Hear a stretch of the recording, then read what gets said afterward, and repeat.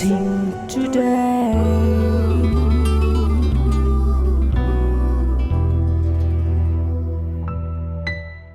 Welcome to blessing today. ഇന്നത്തെ blessing today നിങ്ങളുടെ ജീവിതത്തിൽ ഒരു വലിയ അനുഗ്രഹമായി മാറട്ടെ. ഈ സമയത്ത് നമുക്ക് എല്ലാവർക്കും ചേർന്ന് ഈ എപ്പിസോഡ് സാധ്യമാക്കി തീർത്ത അതിൻ്റെ പിന്നിൽ സാമ്പത്തിക സഹകാരികളായി പ്രവർത്തിച്ച വ്യക്തികൾക്ക് വേണ്ടി നമുക്ക് എല്ലാവർക്കും ചേർന്നപ്പോൾ പ്രാർത്ഥിക്കാം. കർത്താവെ, ജാംനഗറിൽ നിന്നുള്ള രാജൻ എം തോമസിന് വേണ്ടി പ്രാർത്ഥിക്കുന്നു. തനിക്ക് നല്ല ആരോഗ്യം നൽകണമേ. കുടുംബത്തിൽ മുഴുവൻ മാനസികമായ വലിയ സമാധാനത്തെ അങ്ങ് കൊടുക്കണമേ എന്ന് പ്രാർത്ഥിക്കുന്നു. എരൂരിൽ നിന്നുള്ള ജിഷ കെക്ക് വേണ്ടി പ്രാർത്ഥിക്കുന്നു. പിതാവിനും അതുപോലെ തൻ്റെ ഫാദറിലേക്കും പൂർണ്ണമായും രോഗങ്ങളിൽ നിന്നും പരിപൂർണമായ സൗഖ്യം കർത്താവെ അങ്ങ് കൊടുക്കണമേ എന്ന് അങ്ങോട് പ്രാർത്ഥിക്കുന്നു. മൂവാറ്റുപുഴയിൽ നിന്നുള്ള വെൽവിഷർക്കായി പ്രാർത്ഥിക്കുന്നു. മകന് കർത്താവ് തൻ്റെ വിദ്യാഭ്യാസം അനുസരിച്ചുള്ള നല്ലൊരു ജോലി കർത്താവ് കൊടുക്കണമേ. കൂത്താട്ടുകുളത്തു നിന്നുള്ള വെൽവിഷർക്കായി പ്രാർത്ഥിക്കുന്നു. മകൾക്ക് ഒരു കുഞ്ഞുണ്ടാകാൻ അങ്ങ് അത്ഭുതം പ്രവർത്തിക്കണമേ എന്ന് പ്രാർത്ഥിക്കുന്നു. സിക്കിമിൽ നിന്നുള്ള ജെംസി സണ്ണിക്കും കുടുംബത്തിനുമായി പ്രാർത്ഥിക്കുന്നതിൻ്റെ ബിസിനസ്സിനെ കർത്താവെ അങ്ങ് ഏറ്റവും അനുഗ്രഹിക്കണമേ എന്ന് പ്രാർത്ഥിക്കുന്നു. ചെറിയ നാട് എന്നുള്ള വത്സലയ്ക്കായി പ്രാർത്ഥിക്കുന്നു. 2 മക്കൾക്കും നല്ല ജോലി കൊടുത്ത് അങ്ങ് അനുഗ്രഹിക്കണമേ. Thank you Jesus. കർത്താവെ, ഈ എപ്പിസോഡിൻ്റെ പിന്നിൽ പ്രവർത്തിച്ച ഓരോരുത്തരെയും അവരുടെ പ്രാർത്ഥനാ വിഷയങ്ങളെ ഞങ്ങളെല്ലാവരും ചേർന്ന് ഇപ്പോൾ അനുഗ്രഹിച്ചിരിക്കുന്നു. യേശുവിൻ്റെ നാമത്തിൽ തന്നെ ആമേൻ.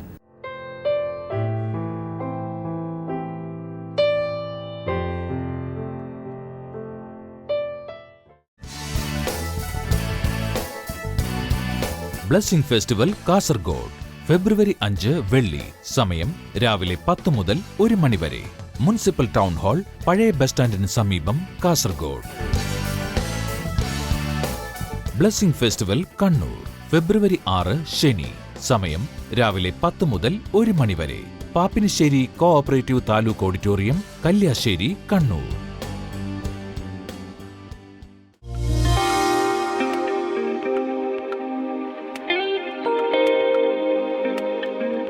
തൻ്റെ ഭർത്താവിൻ്റെ ജീവിതത്തിലും തൻ്റെ മകളുടെ ജീവിതത്തിലും യേശു കർത്താവ് ചെയ്ത അത്ഭുത സാക്ഷ്യത്തെക്കുറിച്ച് പറയുവാനാണ് ആൻറ്റി ഇവിടെ നിൽക്കുന്നത്. തൻ്റെ ഭർത്താവിൻ്റെ പേര് ഹരിപ്രസാദ് എന്നാണ്. തൻ്റെ മകളുടെ പേര് സൂസൻ. ആൻറ്റിയുടെ ജീവിതത്തിൽ അതുപോലെ തന്നെ കർത്താവ് വലിയ വിടുതലുകൾ നൽകി. ആൻറ്റി പറഞ്ഞത് ഇങ്ങനെയാണ്: ബ്ലെസ്സിംഗ് ടുഡേ 2011 മുതലാണ് കാണാൻ തുടങ്ങിയത്. പക്ഷെ അതിന് മുമ്പ് 2011 സ്റ്റാർട്ട് ചെയ്തത് ബ്ലെസ്സിംഗ് ടുഡേ കാണുവാൻ തുടങ്ങിയത്. അതിന് മുമ്പ് തൻ്റെ ഭർത്താവിൻ്റെ ജീവിതത്തിൽ ഒരു മാരകമായ രോഗം വന്നു, ത്രോട്ട് ക്യാൻസർ. അപ്പോൾ അതൊത്തിരി ലേറ്റായിട്ടാണ് ഇവർ അറിഞ്ഞത്. അതിനിടയിൽ ഒത്തിരി പേരൊക്കെ വിളിച്ച് പ്രാർത്ഥിക്കുക എല്ലാം ചെയ്യുമായിരുന്നു. ഡോക്ടർ പറഞ്ഞത് ഇത് 3rd സ്റ്റേജായി. പക്ഷേ അതിനിടയിൽ ഒരു ഓപ്പറേഷൻ മുംബൈയിൽ വേണമെന്ന് പറഞ്ഞു. ഡോക്ടർ പറഞ്ഞത് ഓപ്പറേഷൻ ചെയ്താലും വലിയ കാര്യമൊന്നുമില്ല, സംസാരശേഷി കിട്ടത്തില്ല എന്ന് പറഞ്ഞു. ഇതിനിടയിൽ തൻ്റെ ഭക്ഷണം കഴിക്കാൻ പറ്റാത്ത അവസ്ഥയായി, സംസാരശേഷി പൂർണ്ണമായും നഷ്ടപ്പെട്ടു. ഇത് ബ്ലെസ്സിംഗ് ടുഡേ കാണുന്നതിന് മുമ്പുള്ള ചരിത്രമാണ് ഈ പറയുന്നത്. ഓക്കെ, അങ്ങനെ ഈ ബ്ലെസ്സിംഗ് ടുഡേ കാണുവാനുള്ള സാഹചര്യം എന്ന് പറയുന്നത് ഒത്തിരി പ്രോഗ്രാമുകൾ, നമ്മുടെ പ്രയർ പ്രോഗ്രാമുകൾ ഒത്തിരി കാണുന്ന സമയത്ത് ചാനലുകൾ മാറ്റി നോക്കുമ്പോൾ പെട്ടെന്ന് ബ്ലെസ്സിംഗ് ടുഡേ പ്രോഗ്രാം കാണുവാനിടയായി.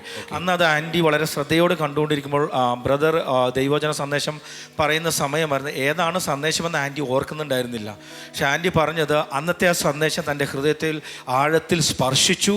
അതിനുശേഷം ആൻറ്റിയുടെ വിശ്വാസം കൂടി.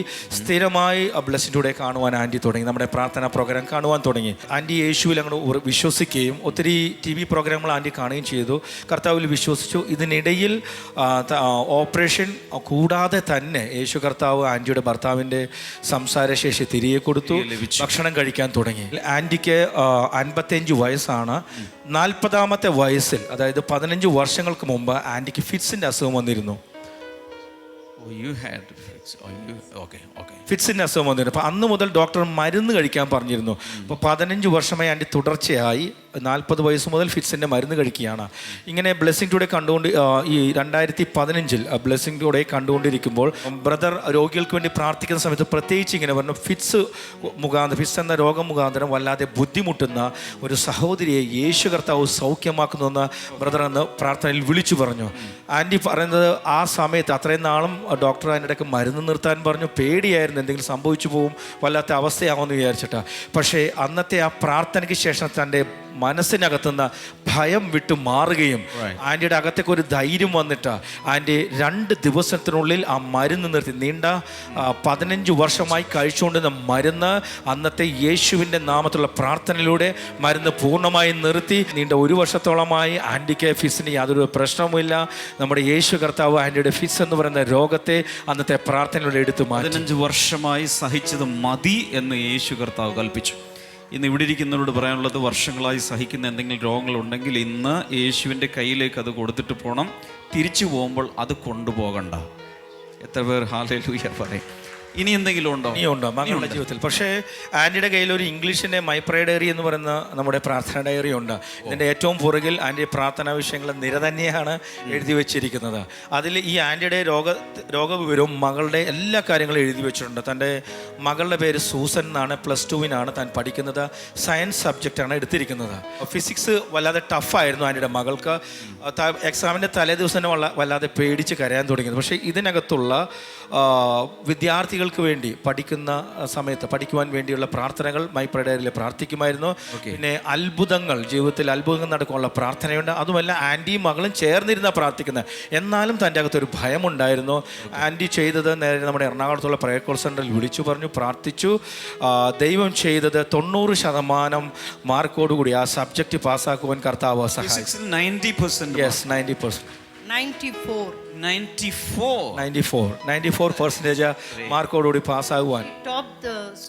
സ്കൂളിൽ തന്നെ ഏറ്റവും ടോപ്പായിട്ട് ആ വിഷയത്തിൽ കർത്താവ് ജയം കൊടുത്തു. അതിനുശേഷം തൻ്റെ പ്രൊജക്റ്റിൻ്റെ പേപ്പർ കാണാനില്ലായിരുന്നു. വല്ലാത്ത വിഷമമായി അത് എവിടെയാണെന്ന് അവർക്ക് അറിഞ്ഞുകൂടാ. അതും നമ്മുടെ പ്രയർ കോൾ സെൻ്ററിൽ വിളിച്ചു പറഞ്ഞു. അന്നത്തെ ദിവസം തന്നെ അത് കണ്ടുകിട്ടുവാൻ ഇടവരുത്തി കർത്താവ്. അത് മാത്രമല്ല, മറ്റൊരു കാര്യം ആൻറ്റി പറഞ്ഞത്, തൻ്റെ കുഞ്ഞിന് വേണ്ടി ഒരു ഇൻ്റർനാഷണൽ കോഴ്സ് ചെയ്യുവാൻ ആഗ്രഹിച്ചു. പക്ഷേ അതിന് ആൻറ്റി പറഞ്ഞത് ഇങ്ങനെ പൊളിറ്റിക്കൽ സയൻസ് ആണ് അതിന് വേണ്ടത്. പക്ഷേ സയൻസ് സബ്ജക്റ്റാണ് എടുത്തിരിക്കുന്നത്. അപ്പോൾ നീണ്ട 2 വർഷത്തെ കോഴ്സാണ് അതിന്. ഈ സമയത്ത് ആൻറ്റി പ്രേയർ ഡയറിയിലെ പുറകുവശത്ത് അത് എഴുതി വെച്ചു പ്രാർത്ഥിക്കാൻ തുടങ്ങി. മകളും പരീക്ഷയ്ക്ക് വേണ്ടിയുള്ള ആ കാര്യങ്ങൾ, പഠിക്കുവാനുള്ള കാര്യങ്ങൾ, മിറക്കിളിന് വേണ്ടിയുള്ള കാര്യങ്ങൾ എല്ലാം പ്രാർത്ഥിക്കാൻ തുടങ്ങി. ഇടയ്ക്കിടയ്ക്ക് പ്രേയർ കോൾ സെൻ്ററിൽ വിളിക്കുമായിരുന്നു. അങ്ങനെ 2 വർഷം കൊണ്ട് പഠിച്ചെടുക്കേണ്ട ആ ടഫായ ആ കോഴ്സ് 6 മാസം കൊണ്ട് എഴുതിയെടുക്കുവാൻ സാധിച്ചു. ആൻറ്റി പറഞ്ഞത് ഇങ്ങനെയാണ്, 99% മാർക്കോടുകൂടി പാസ്സാകുവാൻ ദൈവം സഹായിച്ചു. അത് മാത്രമല്ല, ഇന്ത്യയിൽ ടോപ്പ് ലിസ്റ്റിൽ, അതാണ് നമ്മുടെ യേശു കർത്താവിൻ്റെ പ്രത്യേകത, ഇന്ത്യയിൽ തന്നെ അതെ ടോപ്പ് ലിസ്റ്റ് ഗോൾഡ് മെഡലും വാങ്ങിക്കുവാൻ ദൈവം സഹായിച്ചു. 0.1% she stood among the toppers. Great. കൈകൾ രണ്ടും ഉയർത്തിപ്പിടിച്ച യേശുവിന് നന്ദി പറയാം. കർത്താവേ, ഒരൊറ്റ വീട്ടിൽ പലർക്ക് വേണ്ടി പ്രാർത്ഥിച്ചപ്പോൾ മറുപടിയായി അങ്ങ് ചെയ്ത ചരിത്രമാണ് ഞങ്ങൾ കേട്ടത്.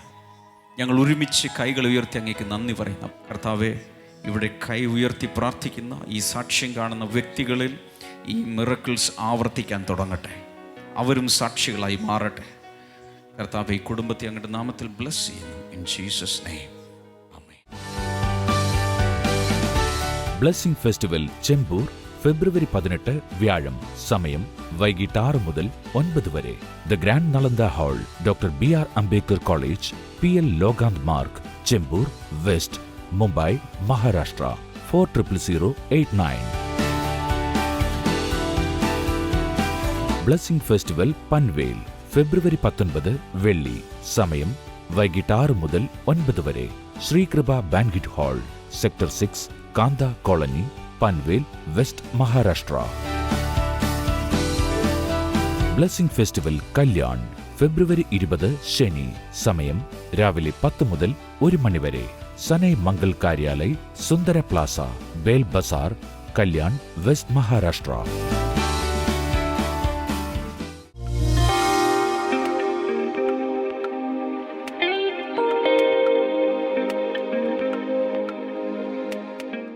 going to speak to you about how God sees you. ഇന്ന് രാത്രി ഞാൻ നിങ്ങളോട് സംസാരിക്കാൻ പോകുന്ന കാര്യം ഇതാണ്. ദൈവം എങ്ങനെയാണ് നിങ്ങളെ കാണുന്നത്? ദൈവം എങ്ങനെ നിങ്ങളെ കാണുന്നു? And that's very important. ഇത് വളരെ പ്രധാനപ്പെട്ട കാര്യമാണ്. How God sees me. എങ്ങനെയാണ് ദൈവം എന്നെ കാണുന്നത്? There are mainly 4 views about you. പ്രധാനമായും ഈ കാര്യത്തിൽ 4 വീക്ഷണങ്ങളാണ് നിങ്ങളെ സംബന്ധിച്ചുള്ളത്. Number 1, how you see yourself. ഒന്നാമതായിട്ട് നിങ്ങൾ നിങ്ങളെക്കുറിച്ച് എങ്ങനെ കാണുന്നു? The second one is how others see you. മറ്റുള്ളവർ നിങ്ങളെ എങ്ങനെ കാണുന്നു? Number 3, how the devil sees you. മൂന്നാമത്തേത് പിശാച് നിങ്ങളെ എങ്ങനെ കാണുന്നു? But the fourth one is how God sees you. എന്നാൽ 4ാമത്തെ കാര്യം ഇതാണ്, ദൈവം നിങ്ങളെ എങ്ങനെ കാണുന്നു? The first 3, how you see yourself, how others see you, or how the devil sees you, could be wrong, could be right. ആദ്യത്തെ 3 കാര്യങ്ങൾ, നിങ്ങൾ നിങ്ങളെക്കുറിച്ച് തന്നെ എങ്ങനെ കാണുന്നു, മറ്റുള്ളവർ നിങ്ങളെ എങ്ങനെ കാണുന്നു, സാത്താൻ നിങ്ങളെ എങ്ങനെ കാണുന്നു, ഈ കാര്യങ്ങളിലൊക്കെ തെറ്റിദ്ധാരണകളും അതുപോലെ അബദ്ധങ്ങളും ഒക്കെ സംഭവിക്കാം. But the last view, God's view, will never go wrong. എന്നാൽ അവസാനത്തെ കാര്യം, ദൈവത്തിന്റെ കാഴ്ചപ്പാട്, അതിന് ഒരിക്കലും തെറ്റ് സംഭവിക്കുകയില്ല. If we accept wrong views, all your life will be affected because of that wrong view. എന്നാൽ നിങ്ങളുടെ ജീവിതത്തിൽ തെറ്റായ ആദ്യത്തെ കാര്യങ്ങളിലെ കാഴ്ചപ്പാടിനെയാണ് നിങ്ങൾ എടുക്കുന്നതെങ്കിൽ അത് നിങ്ങളുടെ മുഴുവൻ ജീവിതത്തിലും തെറ്റായ ചില കാര്യങ്ങൾ സമ്മാനിക്കുവാനിടയായി തീരും. Take the first one, how you see yourself. ഒന്നാമത്തെ കാര്യം, എങ്ങനെയാണ് നിങ്ങൾ നിങ്ങളെക്കുറിച്ച് കാണുന്നത്? How I see myself will affect my whole life, all areas of life. ഞാൻ എന്നെക്കുറിച്ച് കാണുന്ന കാഴ്ചപ്പാട് എൻ്റെ ജീവിതത്തിൻ്റെ മുഴുവൻ കാര്യങ്ങളെയും സ്വാധീനിക്കുന്ന ഒരു ഘടകമാണ്. Some people have very pessimistic views and they think that I am an unwanted element in this world. ചില ആളുകളൊക്കെ തെറ്റായ രീതിയിലുള്ള കാഴ്ചപ്പാടുള്ളവരായിട്ട് അവരുടെ ജീവിതത്തെക്കുറിച്ച് വില കുറഞ്ഞ് കാണുന്നവരായി ജീവിക്കുന്നവരാണ്. Some people see themselves as a biological accident. ചില ആളുകൾ ചിന്തിക്കുന്നത് ജീവശാസ്ത്രപരമായ ഒരു കാരണം കൊണ്ടാണ് താൻ ജനിച്ചു വീണതെന്നാണ്. Somehow I got into existence in this world. എങ്ങനെയൊക്കെയോ ഈ ഭൂമിയിൽ ഞാൻ അങ്ങ് പിറന്നു വീണു എന്നാണ് കരുതുന്നത്. I don't understand why I am here. എന്തുകൊണ്ടാണ് ഞാൻ ഇവിടെ ജീവിക്കുന്നത് എനിക്കറിയില്ല. Some people think that they are an unwanted, unplanned child. എന്നാൽ ചില ആളുകൾ ചിന്തിക്കുന്നത് ഞാൻ ഈ ലോകത്ത് വേണ്ടാത്ത അല്ലെങ്കിൽ ഞാൻ പ്ലാൻഡ് അല്ലാത്ത ഒരു കുട്ടിയായി ജനിച്ചു വീണ വ്യക്തിയാണ്. Many people, they desire for a change in their life. ഒത്തിരി ആളുകളും അവരുടെ ജീവിതത്തിൽ ഒരു മാറ്റം വരാൻ ആഗ്രഹിക്കുന്നവരാണ്. Let me remind you of one thing. Until and unless you change your view about yourself, your life will never change. അതുകൊണ്ട് ഒരു കാര്യം ഞാൻ പറയട്ടെ, നിങ്ങളുടെ ജീവിതത്തെക്കുറിച്ചുള്ള നിങ്ങളുടെ തന്നെ കാഴ്ചപ്പാടിന് മാറ്റം വരാത്തിടത്തോളം സമയം നിങ്ങളുടെ ജീവിതത്തിൽ യഥാർത്ഥ നല്ലൊരു മാറ്റം ഉണ്ടാകുകയില്ല. Sometimes people will tag some price tags here. ചില സമയങ്ങളിൽ ജനങ്ങൾ നിങ്ങൾക്കൊരു പ്രൈസ് ടാഗ് ചിലപ്പോൾ ഇവിടെ തന്നേക്കും. Oh, good for nothing fellow. ഒന്നിനും കൊള്ളാത്ത, ഒരു ചുക്കിനും കൊള്ളാത്ത വ്യക്തി. Maybe your parents must have told you you are a good for nothing son. ഒരു പക്ഷെ നിങ്ങളുടെ മാതാപിതാക്കൾ നിങ്ങളെ നോക്കിയിട്ട് പറഞ്ഞിട്ട് കാണും ഒന്നിനും കൊള്ളാത്തവനെന്ന്. But never accept any negative view from others. എന്നാൽ ഒരിക്കലും മറ്റുള്ളവരിൽ നിന്നുള്ള ഇത്തരം തെറ്റായ കാഴ്ചപ്പാടുകളെ നിങ്ങളുടെ ഹൃദയത്തിൽ നിങ്ങൾ സ്വീകരിക്കരുത്. Somebody say amen. എത്ര പേര് ഉറക്കി ഒരു ആമേൻ പറയും? If you ever accept your friend's view, your spouse's view, or your neighbor's view, in-laws view, outlaws view, you will go wrong. ഓർക്കുക, ഇതുപോലെ നിങ്ങളുടെ കൂട്ടുകാരൻ്റെയോ നിങ്ങളുടെ കൂട്ടുകാരിയുടെയോ പങ്കാളിയുടെയോ മാതാപിതാക്കളുടെയോ അമ്മായിയപ്പൻ്റെയോ അമ്മായിമ്മയുടെയോ ഇത്തരം തെറ്റായ വാക്കുകളുടെ കാഴ്ചപ്പാടുകൾ എടുത്താണ് നിങ്ങളുടെ ജീവിതത്തെ മുൻവിധിക്കുന്നതെങ്കിൽ നിങ്ങളുടെ ജീവിതത്തിൽ അപകടങ്ങൾ സംഭവിക്കും. Many a times we doubt our own existence. How I came to this world? Am I really wanted in this world? Am I really wanted in the family? ഒത്തിരി സമയങ്ങളിലും നമ്മുടെ തന്നെ ഉത്ഭവത്തെക്കുറിച്ച്, ആരംഭത്തെക്കുറിച്ച് നമുക്ക് സംശയമുള്ളവരാണ്. ഞാൻ ഈ ലോകത്തിൽ ആവശ്യമുള്ള വ്യക്തിയാണോ, ഞാൻ ഈ ലോകത്ത് ശരിക്കും ജനിക്കേണ്ട വ്യക്തിയായിരുന്നോ എന്നൊക്കെയുള്ള സംശയങ്ങൾ നമുക്കുണ്ട്. Truth originates from God. ഓർക്കുക, സത്യം ദൈവത്തിൽ നിന്നാണ് ഉത്ഭവിക്കുന്നത്. I want to say it again. Truth always originates from God. ഞാൻ ഒരിക്കൽ കൂടെ ആവർത്തിക്കുകയാണ്, സത്യം ദൈവത്തിൽ നിന്നാണ് ഉത്ഭവിക്കുന്നത്. What does the Bible say, or what does God say about our existence? അങ്ങനെയാണെങ്കിൽ നമ്മുടെ ഉത്ഭവത്തെക്കുറിച്ച് ബൈബിൾ, ദൈവം എന്താണ് പറയുന്നത്? If you read Psalm chapter 139 and verse number 15 and 16, സങ്കീർത്തനങ്ങൾ 139 അധ്യായത്തിന്റെ 15-16 വചനങ്ങൾ വായിച്ചാൽ the Bible clearly tells us that I am not a mistake. അവിടെ ബൈബിൾ വ്യക്തമായി പറയുന്നു, ഞാൻ ഒരു മിസ്റ്റേക്ക് അല്ല. You are not a mistake. നിങ്ങളും ഒരു മിസ്റ്റേക്ക് അല്ല. Look here please, brothers, sisters, look here. സഹോദരന്മാരെ, സഹോദരിമാരെ, ദയവായി ശ്രദ്ധിച്ചാലും, You are a well planned child from the heavenly Father. ഓർക്കുക, സ്വർഗീയ പിതാവിനാൽ തികഞ്ഞ പദ്ധതിയോടെ ഈ ഭൂമിയിൽ പിറന്നു വീണ ഒരു വ്യക്തിയാണ് നീ എന്നുള്ളത്. Say it again. നിങ്ങൾ സ്വർഗീയ പിതാവിന്റെ തികഞ്ഞ ഉത്തമ പദ്ധതിയാൽ ജനിക്കപ്പെട്ട വ്യക്തിയാണ്. Maybe you are not a planned child from your parents. ഒരു പക്ഷേ നിങ്ങളുടെ മാതാപിതാക്കളുടെ തികഞ്ഞ പദ്ധതിയിൽ നിങ്ങൾ ജനിച്ചൊരു വ്യക്തിയല്ലായിരിക്കാം. Maybe your other family members did not plan for you. അല്ലെങ്കിൽ നിങ്ങളുടെ മറ്റു കുടുംബാംഗങ്ങൾ നിങ്ങളെ കുറിച്ച് പദ്ധതി ഇട്ടിട്ട് നിങ്ങൾ ജനിച്ച Maybe വ്യക്തിയല്ലായിരിക്കും. people in your neighborhood or relationship planned for you, never planned for you. ഒരു പക്ഷേ നിങ്ങളുടെ ബന്ധുക്കൾക്കോ നിങ്ങളുടെ ചുറ്റുവട്ടത്തുള്ള ആളുകളോ നിങ്ങളെ കുറിച്ച് യാതൊരു പദ്ധതിയും ഇല്ലാതെ ജനിച്ചു വീണ വ്യക്തിയായിരിക്കാം. God did plan for your life. എന്നാൽ കർത്താവ് നിങ്ങളുടെ ജീവിതത്തെ കുറിച്ച് പദ്ധതി ഇട്ടവനാണ്.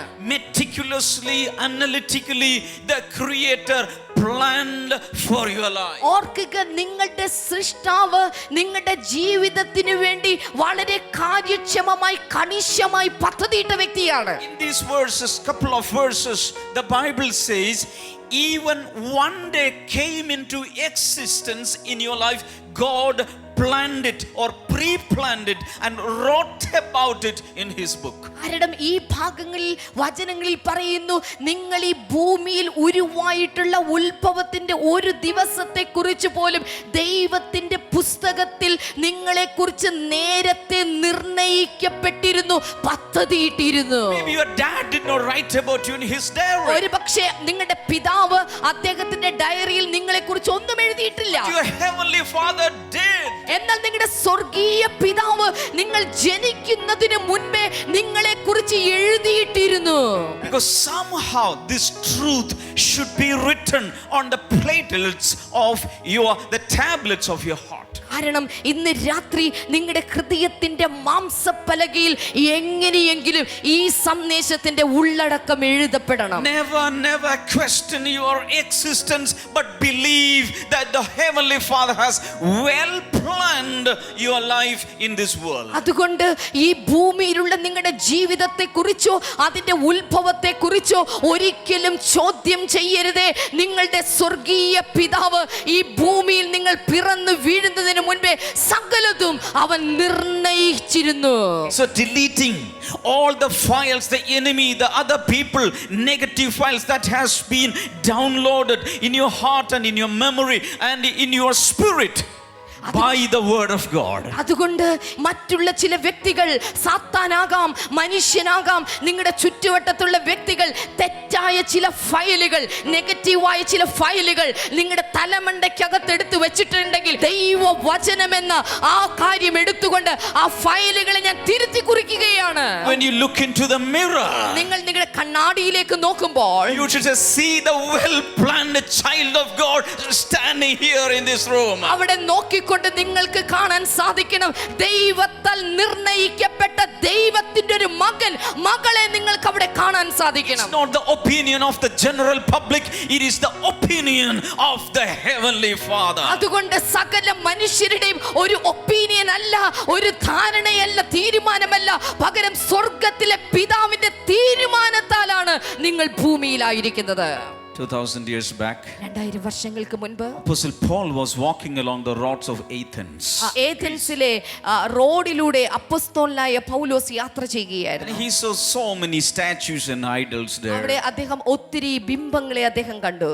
And he started to preach to the crowd there. അദ്ദേഹം അവിടെ കൂടി വന്ന ജനക്കൂട്ടത്തോട് പ്രസംഗിക്കാൻ ആരംഭിച്ചു. He started to quote some poets from Athens. അവിടെ ഏഥൻസിന്റെ ഇടയിലുള്ള ചില കവികളുടെ ചില വാചകങ്ങൾ അദ്ദേഹം അവിടെ എടുത്ത് പ്രയോഗിച്ചു. Acts chapter 17 verse number 28. അപ്പോസ്തലപ്രവൃത്തി 17-ാം അധ്യായത്തിന്റെ 28-ാമത്തെ വചനം. So the poets in Athens in olden times they wrote that we all are the offsprings of God. അവിടെ അന്ന് ഏഥൻസിലെ കവികൾ എല്ലാവരും നേരത്തെ എഴുതിയിരുന്നു, നാം എല്ലാവരും ദൈവത്തിന്റെ തലമുറകളല്ലോ. That is a generic statement. അതൊരു പൊതുവായിട്ടുള്ളൊരു നിർവചനമാണ്. That's only the opinion of some poets in this world. ഈ ലോകത്തിലെ കവികളുടെ അഭിപ്രായങ്ങൾ മാത്രമാണത്. But John chapter 1 and verse number 12 says, എന്നാൽ യോഹന്നാന്റെ സുവിശേഷം 1-ാം അധ്യായം 12-ാമത്തെ വചനം I just പറയുന്നു. want to read that. എനിക്ക് അത് വായിക്കണമെന്ന് If you ആഗ്രഹമുണ്ട്. have a Bible, just open it. നിങ്ങളുടെ കയ്യിൽ ബൈബിൾ ഉണ്ടെങ്കിൽ ഇപ്പോൾ തുറന്നു പിടിക്കുക. It says, yet to all who did receive him. Him means Jesus. To those who believed in his name, that means Jesus' name, he gave the right to become children of God. 12-ാമത്തെ വചനം തന്നെ കൈക്കൊണ്ട്, തന്നെ എന്ന് ഉദ്ദേശിച്ചിരിക്കുന്നത് യേശുവിനെ കൈക്കൊണ്ട് തൻ്റെ നാമത്തിൽ വിശ്വസിക്കുന്ന എന്ന് വെച്ചാൽ യേശുവിൻ്റെ നാമത്തിൽ വിശ്വസിക്കുന്ന എല്ലാവർക്കും ദൈവമക്കളാകുവാൻ അവിടുന്ന് അധികാരം കൊടുത്തു. John 1:12.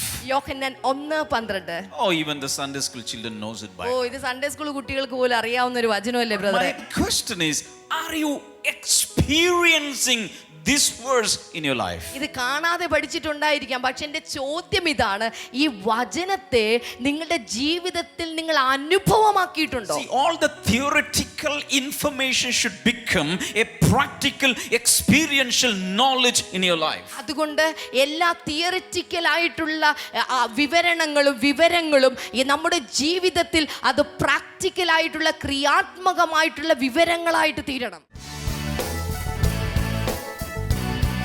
ബ്ലെസ്സിംഗ് ഫെസ്റ്റിവൽ കാസർഗോഡ് ഫെബ്രുവരി 5 വെള്ളി. സമയം രാവിലെ 10 മുതൽ 1 മണി വരെ. മുനിസിപ്പൽ ടൗൺ ഹാൾ, പഴയ ബസ് സ്റ്റാൻഡിന് സമീപം, കാസർഗോഡ്. ബ്ലെസ്സിംഗ് ഫെസ്റ്റിവൽ കണ്ണൂർ ഫെബ്രുവരി 6 ശനി. സമയം രാവിലെ 10 മുതൽ 1 മണി വരെ. Pappinisseri cooperative taluk auditorium, Kalliasseri, Kannur.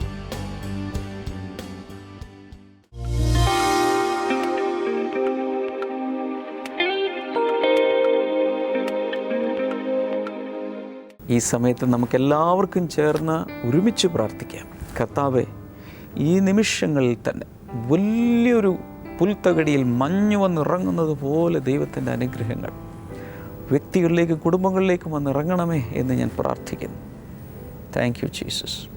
കർത്താവിൻ്റെ മഹാത്ഭുതങ്ങൾ അങ്ങ് പ്രവർത്തിക്കുന്നതിനാൽ നന്ദി പറയും. Thank you Jesus, thank you Jesus. ദൈവികമായ വിടുതലുകൾ എല്ലായിടങ്ങളിലേക്ക് ഇപ്പോൾ ചെന്നെത്തുന്നതിനായി നന്ദി. ക്യാൻസർ ബാധിച്ച വ്യക്തികൾ ഇപ്പോൾ തന്നെ സൗഖ്യമാകട്ടെ എന്ന് ഞാൻ പ്രാർത്ഥിക്കുന്നു. യേശുവിൻ്റെ നാമത്തിൽ ആ സൗഖ്യം ഇപ്പോൾ തന്നെ നടക്കട്ടെ in Jesus name. Thank you father.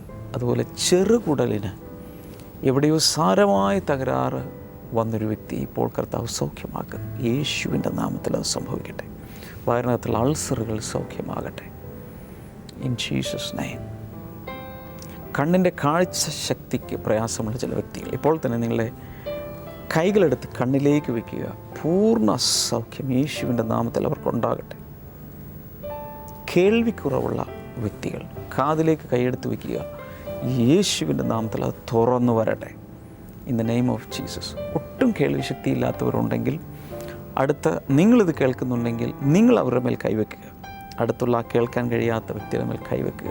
യേശുവിൻ്റെ നാമത്തിൽ വലിയൊരു സൗഖ്യം അവിടെ നടക്കട്ടെ. ആ കാതുകൾ തുറന്നു വരട്ടെ. സംസാരശേഷിയില്ലാത്തവർ യേശുവിൻ്റെ നാമത്തിൽ സംസാരിക്കാൻ തുടങ്ങട്ടെ in the name of Jesus. നട്ടലിന് സാരമായ തകരാറ് ഉണ്ടായ ചില വ്യക്തികളെ കർത്താവ് ഇപ്പോൾ സൗഖ്യമാക്കുന്നു. കർത്താവ് യേശുവിൻ്റെ നാമത്തിൽ ഒരു വലിയ അത്ഭുതകരമായ സൗഖ്യം ഇപ്പോൾ നടക്കട്ടെ ഇൻ ജീസസ് നെയിം. പലപ്പോഴും ഈ വയറിന് ചുറ്റും അരയ്ക്ക് ചുറ്റും ബെൽറ്റ് ഉപയോഗിച്ചാണ് നിങ്ങൾ നടക്കുന്നത്. അതുപോലെ പ്രയാസമുള്ള വ്യക്തികൾ പൂർണ്ണ വിടുതൽ കർത്താവ് നൽകിയാണ്. അതുപോലെ കോളർ ധരിച്ച് കഴുത്തിന് പ്രയാസമുള്ള വ്യക്തികൾ യേശുവിൻ്റെ നാമത്തിൽ അവരും വിടുതൽ പ്രാപിക്കട്ടെ. ഷുഗർ ലെവൽ വല്ലാതെ ഷൂട്ടപ്പ് ചെയ്തിരിക്കുന്ന വ്യക്തികൾ യേശുവിൻ്റെ നാമത്തിൽ അങ്ങനെയുള്ളവർ സൗഖ്യത്തിലേക്ക് വരട്ടെ. Thank you Jesus, thank you Jesus. Worship you father. ഇനി നിങ്ങളുടെ വിഷയങ്ങൾ എന്താണെങ്കിലും ഇപ്പോൾ ഈ സ്ക്രീനിലേക്ക് കൈനീട്ടി പിടിച്ചുകൊണ്ട് ഉള്ളിൽ വിശ്വസിച്ച് വിടുതലുകൾ സ്വീകരിക്കുക. യേശുവിൻ്റെ നാമത്തിൽ ആ വിടുതലുകൾ ഇപ്പോൾ വ്യക്തികളിലേക്ക് പകരുകയാണ്. In the name of Jesus അത് സംഭവിക്കട്ടെ. Thank you Lord, thank you Jesus. കർത്താവേ, നീ അങ്ങനെ വലിയൊരു വിടുതൽ എല്ലാവരിലേക്കും പകരുന്നതിനാൽ നന്ദി പറയുന്നു. Thank you Jesus. വിഷയങ്ങൾ എന്തായിരുന്നാലും കർത്താവ് പ്രവർത്തിച്ചതിനായി നന്ദി. മദ്യപാനം മാറിപ്പോകട്ടെ. മക്കളില്ലാത്തവർക്ക് അങ്ങ് മക്കളെ കൊടുക്കണമേ. അനുഗ്രഹിച്ചതിനായി നന്ദി. യേശുവിൻ്റെ നാമത്തിൽ തന്നെ ആമേൻ. ഇന്നത്തെ ബ്ലെസ്സിങ് ടുഡേ കണ്ടതിന് എല്ലാവർക്കും നന്ദി പറയുന്നു. ഈ ആഴ്ചയിൽ കാസർഗോഡും കണ്ണൂരും നാളെയും മറ്റന്നാളുമായി നമ്മുടെ ബ്ലെസ്സിങ് ഫെസ്റ്റിവലുകൾ നടക്കുകയാണ്. സ്ക്രീനിൽ നോക്കി സ്ഥലം മനസ്സിലാക്കി സമയത്ത് തന്നെ വന്നെത്തുക. ദൂരെയാണെങ്കിൽ പോലും വരിക. കർത്താവ് ധാരാളമായി അനുഗ്രഹിക്കട്ടെ. ബ്ലെസ്സിങ് ടുഡേ റിസോഴ്സിനുള്ള പുസ്തകങ്ങൾ ആവശ്യമുള്ളവർക്ക് ഓഫീസ് ടൈമിൽ സ്ക്രീനിലെ നമ്പറിൽ വിളിക്കാം. നിങ്ങളുടെ പ്രാർത്ഥനാ വിഷയങ്ങൾ പ്രെയർ ലൈനിൽ വിളിച്ച് നിങ്ങൾക്ക് പ്രാർത്ഥിക്കാം. നിങ്ങൾക്ക് ഉണ്ടാകുന്ന വിടുതലുകളും അനുഗ്രഹങ്ങളും ഇപ്പോൾ തന്നെ സ്ക്രീനിലെ നമ്പറിൽ വിളിച്ച് അറിയിക്കുക. മാത്രമല്ല, ബ്ലെസ്സിങ് ഫെസ്റ്റിവലുകളിൽ വന്ന് അതിൻ്റെ അനുഭവ സാക്ഷ്യങ്ങൾ പങ്കിടുക. മറ്റുള്ള ഒത്തിരി പേർക്ക് അത് അനുഗ്രഹമായി മാറും. നാളെ നമുക്ക് വീണ്ടും കാണാം. God bless you all. By.